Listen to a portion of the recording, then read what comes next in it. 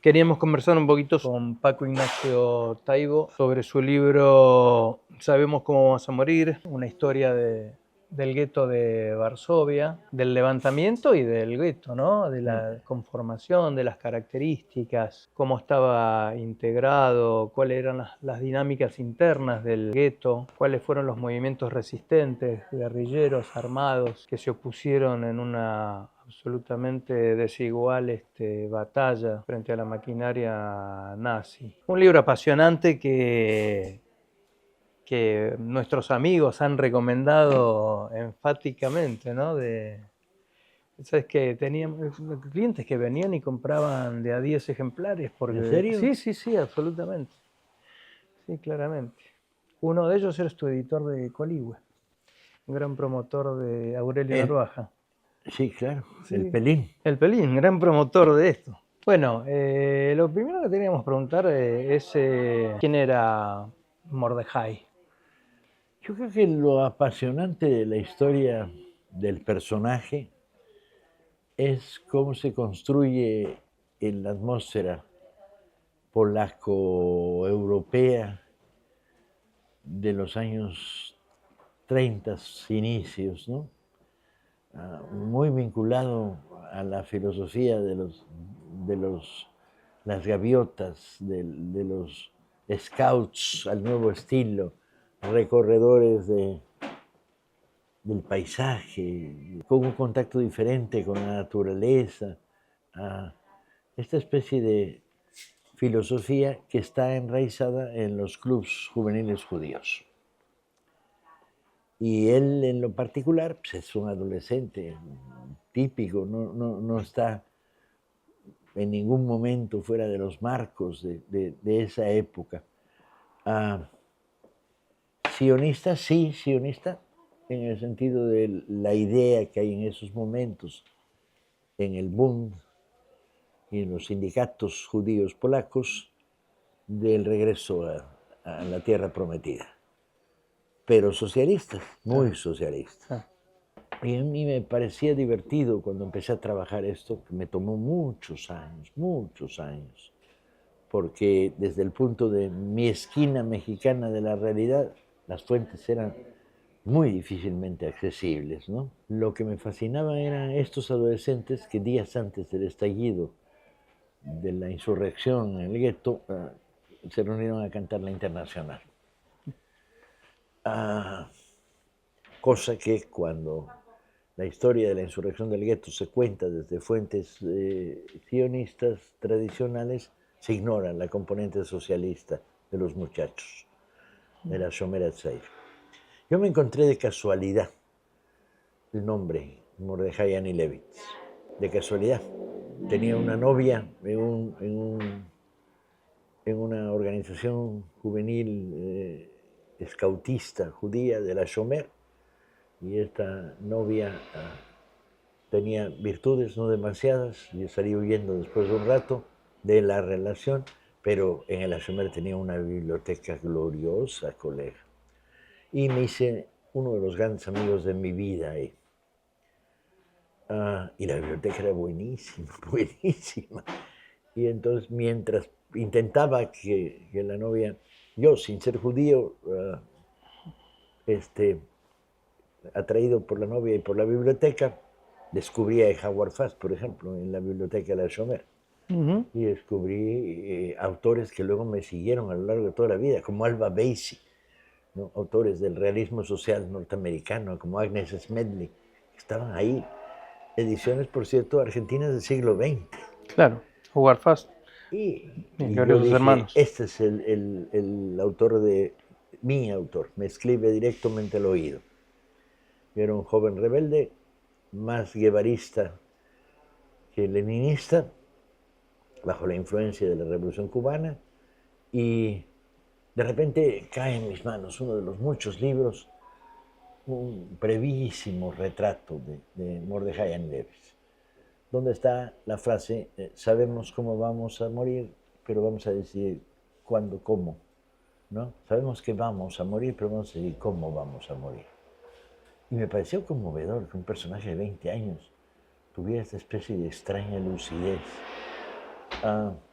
Y entonces el nombre me quedó, y cada vez que encontraba una pista para esta historia, pues la pista se volvía pasión y empecé a recopilar. Yo suelo trabajar libros a muy largo plazo. A lo mejor me paso 20 años con un libro a cuestas y tengo 10 libros empezados al mismo tiempo.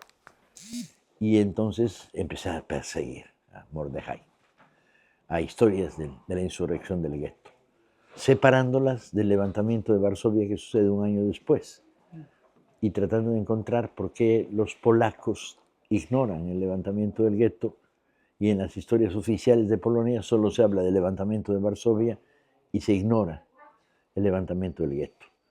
Y luego empecé a encontrar las extrañísimas contradicciones de cómo el gobierno polaco en el exilio se niega a apoyar el levantamiento del gueto. Vos decís que el pueblo polaco no era necesariamente antisemita, sin embargo, que muestra cierta apatía e indiferencia frente a los destinos del... Peor, tienes que recordar que la historia de Polonia en esos años previos es una historia de pogroms. O sea, había un antisemitismo popular que hace que la invasión nazi no sea vista con total desagrado, porque además hay una corriente explicada y justificada muy antistalinista por los conflictos con la Unión Soviética, desde la Revolución Rusa, los años posteriores a la Revolución Rusa. Y entonces es visto con desconfianza, en el mejor de los casos, con apatía en el peor, ¿no? Y el hecho es que yo tenía que explicarme qué era el gueto de Varsovia, tenía que entenderlo, tenía que mirarlo, y vi documentales, las poquitas películas que hay, y empecé a recopilar. Y fue siguiendo la historia de este grupito de muchachos, muy jóvenes.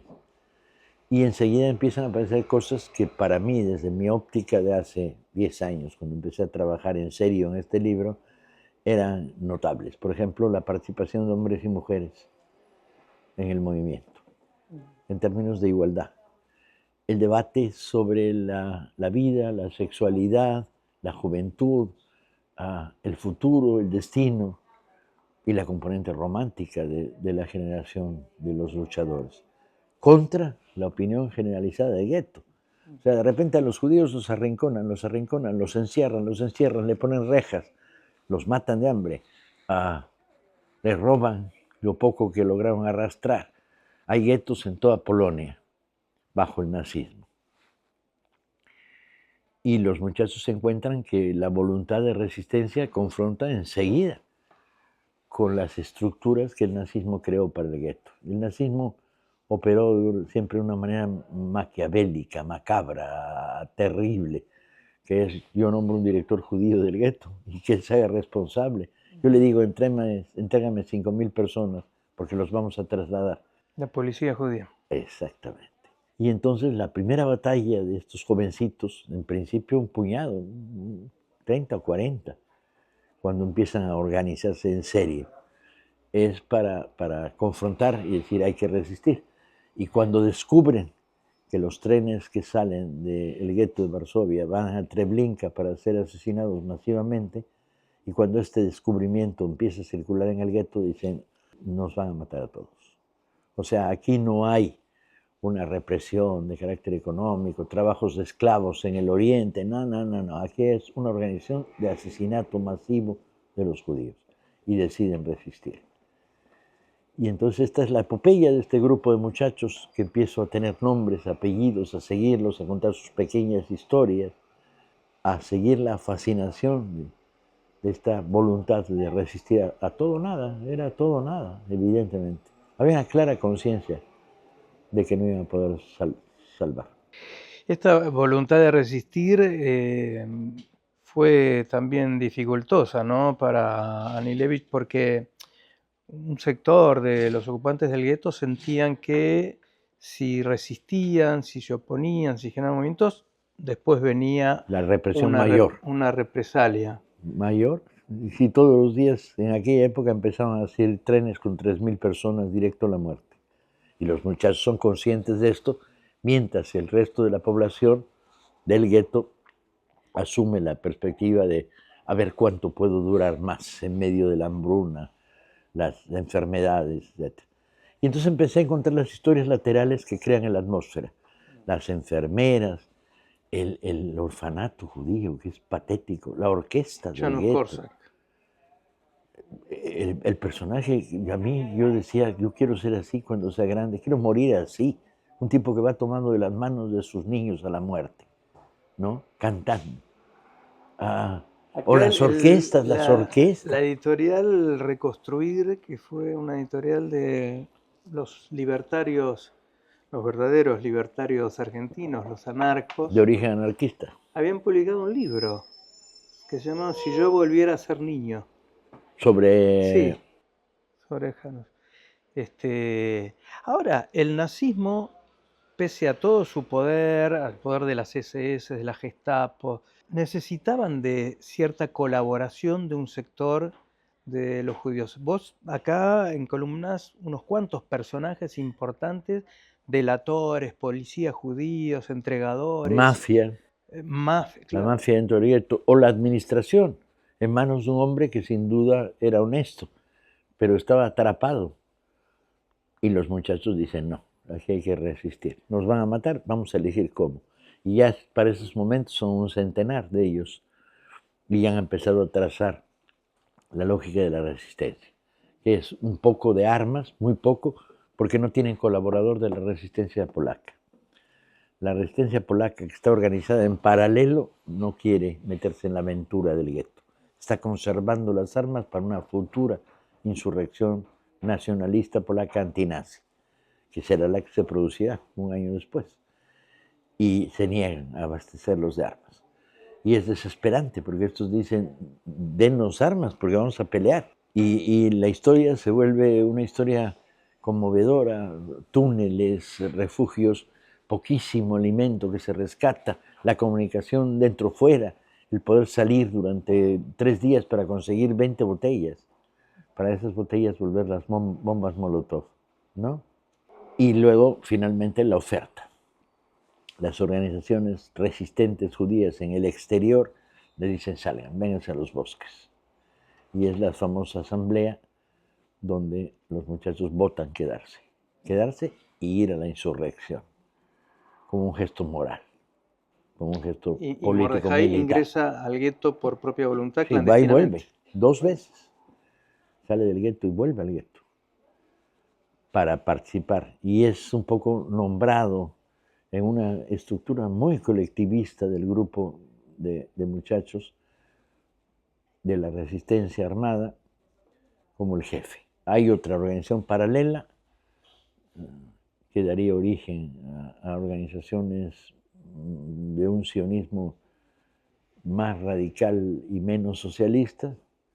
En paralelo se cuenta la historia de las 2 organizaciones y cómo el contacto no funciona, porque además de estar en las condiciones iguales de represión y muerte, los pasados socialistas de unos y nacionalistas, sionistas de otros no les permiten tomarse de la mano. Y hay una especie de pacto de...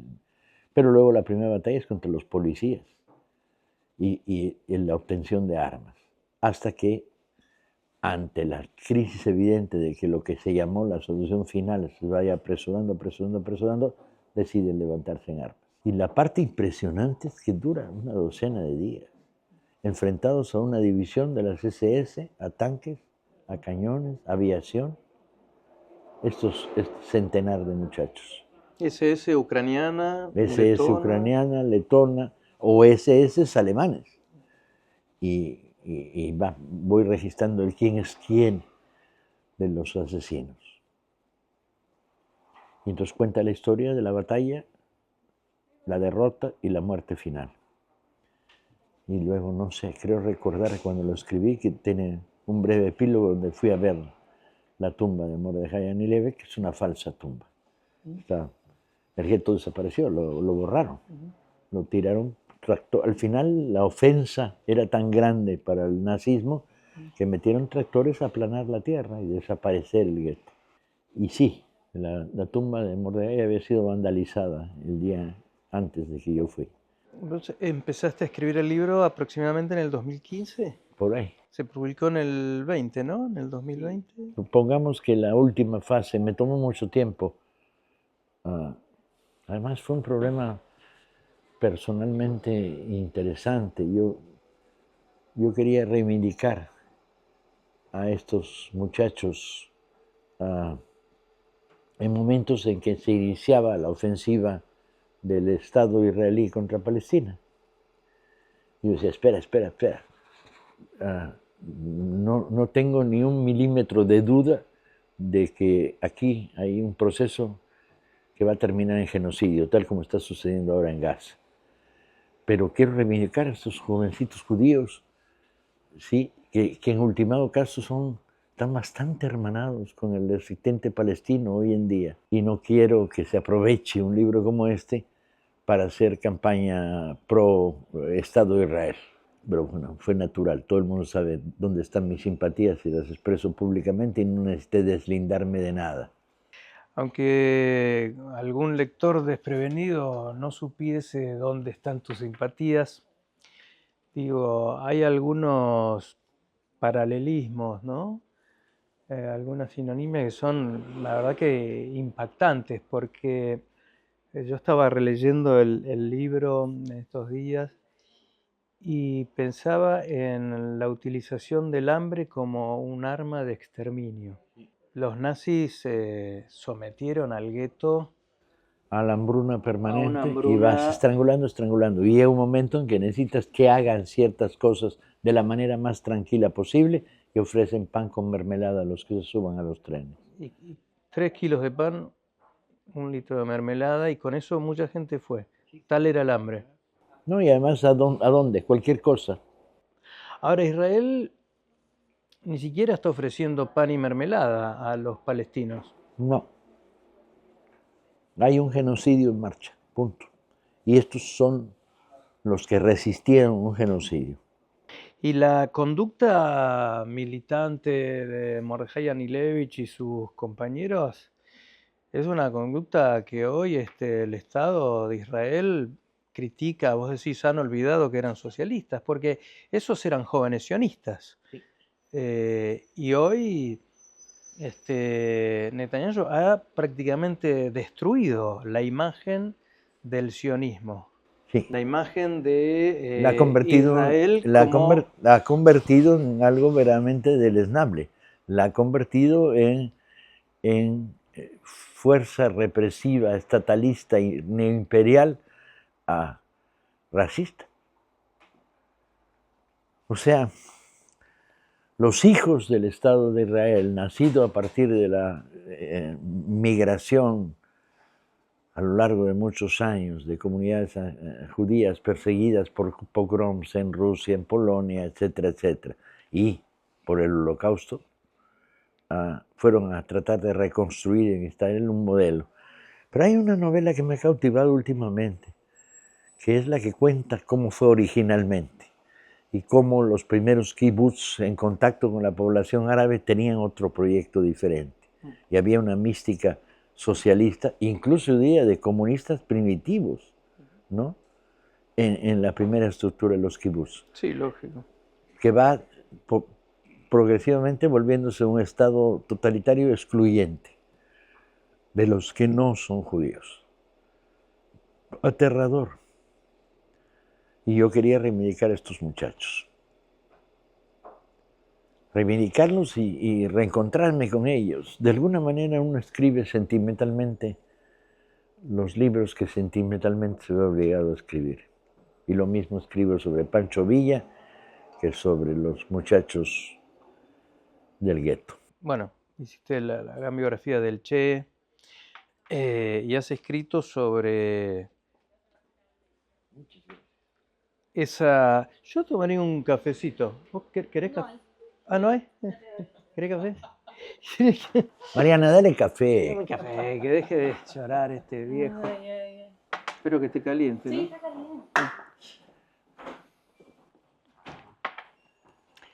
Digo, escribiste sobre las convicciones de los revolucionarios, esta cosa que se va transfiriendo de generación en generación de alguna manera, estos ideales que se defienden.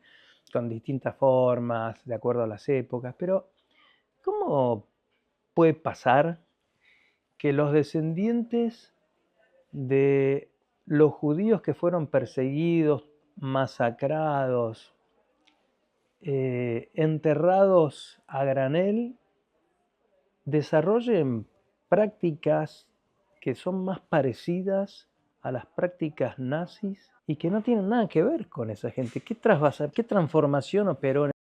2 generaciones de tensiones sostenidas, no resueltas por la falta de capacidad del Estado moderno de Israel de crear una arquitectura de convivencia. Y en esa medida, toda arquitectura que establece la exclusión de unos a cambio del poder para otros, te lleva al límite de construir un enemigo que utiliza la misma mentalidad racista que la que tú tienes en contrapunto, la tuya contra la de él, y entonces entra la geopolítica. Y ya que entramos en el territorio del absurdo, encuentras que el Estado de Israel es capaz de hacer lo que está haciendo en Gaza gracias al apoyo norteamericano y al lobby judío norteamericano, que presiona al bobo de Trump, que ya de por sí es idiota y necesita mucha ayuda para dejar de serlo, para mantener el status quo militar que permite al Estado de Israel estar en estado de guerra continua con toda la zona que lo rodea. Pero parece muy paradójico porque cuando yo crecí políticamente había 3 experiencias en la zona árabe que a mí me parecían interesantes, respetables, dignas de seguir con cuidado. Uno eran los polisarios en territorio marroquí, mauritano, donde sus jóvenes generaciones, viviendo en campamentos, despojados del derecho de la tierra, sus jóvenes generaciones habían estado estudiando enfermería en universidades españolas, medicina, ingeniería, y era lo más progresista, lo más igualitario, en condiciones de mentalidades de segregación de la mujer, de atraso fundamentalista. Los otros eran los kurdos, donde de veras había habido un proceso de lo más sano de desarrollo ideológico, colectivista, social y de liberación femenina apasionante. Y los terceros eran la primera experiencia de Palestina, ¿no? Y en la geopolítica, como eran amigos de tus enemigos y enemigos de tus amigos, en la geopolítica absurda,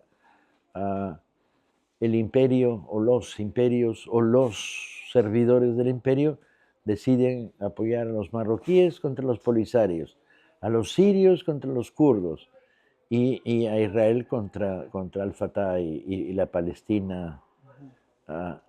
Y entonces todo lo que se había avanzado en términos de libertades tiene como reacción la presencia de propuestas fundamentalistas. Cuando alguien me decía, pero bueno, ¿vas a defender los talibanes? No, Dios me salve, jamás. No puedo sonreírle a un fundamentalismo donde fusilan a un maestro de escuela por estar enseñando aritmética a niñas, ¿sí? Pero lo que no puedes justificar en nombre del atraso político y histórico y racional del fundamentalismo islámico, pues lo que no puedes es apoyar una guerra de exterminio que bombardea hospitales, ¿no? Y cuando escribes un libro como este, pues lo traes muy fresco, lo traes muy fresco. Los judíos en el gueto de Varsovia escondían las pocas armas que tenían bajo la cama, ¿no? Bajo la cama, bajo los sótanos, bajo los falsos sótanos, bajo los túneles, todo. Es impresionante un grupo tan pequeñito de combatientes, la capacidad tremenda de organización que tenían y la capacidad de resistencia. Los pararon durante una docena de días. Hay un autor israelí que escribió un libro que se llama El monstruo de la memoria, ¿no? Que debemos tener por ahí. Sí, sí. Y es interesante porque él dice que las jóvenes generaciones israelíes, los sabras, que son los que ahora están yendo al frente, no se identifican con las víctimas del Holocausto. Para nada. No ¿Sí? pueden. Se identifican más con la impronta alemana, Sí. autoritaria, triunfante, Militarista, militarista. excluyente, racista. Como decía Carlos Fuentes, aquí nos tocó vivir en la región más transparente del aire.